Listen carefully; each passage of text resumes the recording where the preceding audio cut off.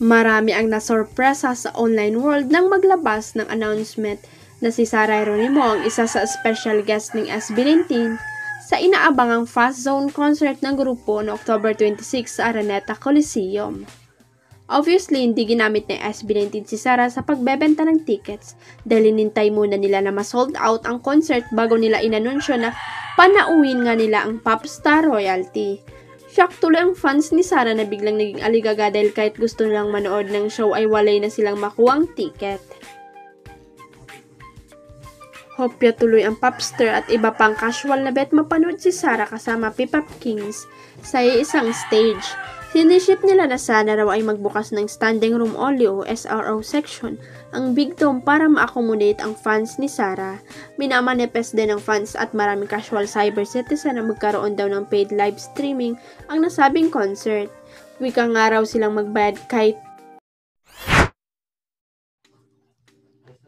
hindi makakalimutan ng kapamilya actress na si Andrea Brillantes ang naging experience niya sa teleseryeng FVJ's Batang Quiapo ng ABS-CBN.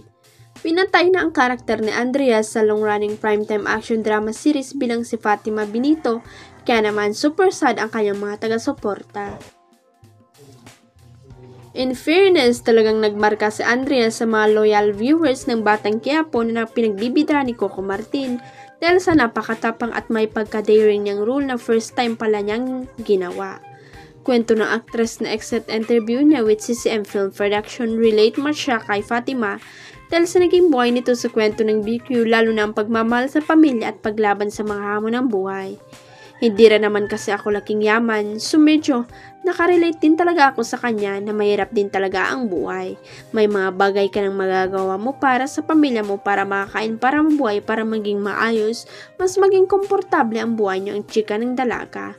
Sabi pa ni Andrea, natutunan din niya sa karakter ni Fatima ang kahalaga ng pagsasalitik at paninindigan sa mga bagay na iyong pinaniniwalang tama at makatarungan.